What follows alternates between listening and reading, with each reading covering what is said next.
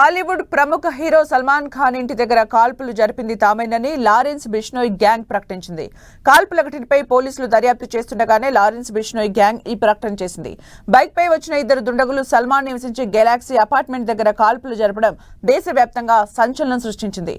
మరోవైపు సల్మాన్ కు భద్రత పెంచాలని మహారాష్ట్ర సీఎం ఆదేశించారు.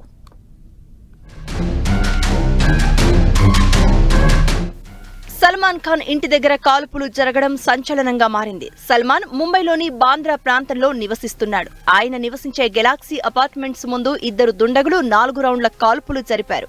ఇద్దరు దుండగులు బైక్ పై వచ్చినట్లు గుర్తించారు. కాల్పులు జరిపి వెంటనే అక్కడి నుంచి వారు పరారయ్యారు.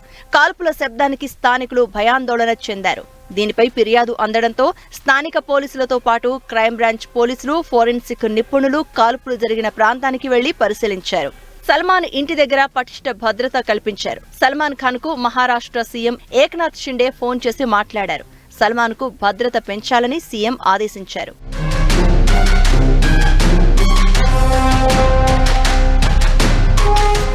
కాల్పులు జరిగిన కొన్ని గంటల తర్వాత లారెన్స్ బిష్నోయ్ గ్యాంగ్ కాల్పులకు బాధ్యత వహిస్తూ సోషల్ మీడియాలో పోస్ట్ చేసింది. కాల్పులు జరిపింది తామే అని లారెన్స్ బిష్నోయ్ సోదరుడు అనుమోల్ బిష్నోయ్ చెప్పాడు. ఇది ట్రైలర్ మాత్రమే అని, పిక్చర్ ముందుందని అన్నాడు. ఈసారి ఇంటిపై కాల్పులు జరపబోమని, ఇదే లాస్ట్ వార్నింగ్ అని హెచ్చరించాడు.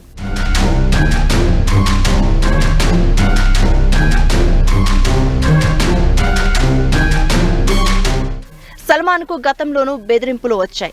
గత ఏడాది మార్చిలో సల్మాన్ ను బెదిరిస్తూ ఈమెయిల్స్ రావడంతో ఆయన పోలీసులకు ఫిర్యాదు చేశారు.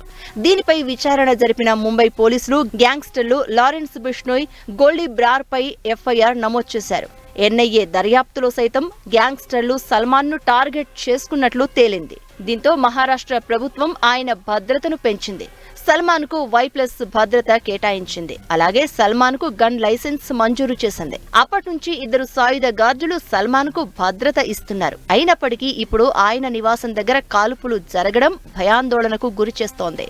ముంబైలో VVIPలు ఎక్కువగా ఉండే, అత్యంత కట్టుదిట్టమైన భద్రత ఉండే చోట సల్మాన్ నివాసం ఉంటుంది. అలాంటి చోటుకు దుండగులు ఎలా రాగలిగారు అన్నదానిపై NIA దర్యాప్తు చేస్తోంది. CCTV ఫుటేజ్ ద్వారా దుండగులను గుర్తించే ప్రయత్నం చేస్తున్నారు.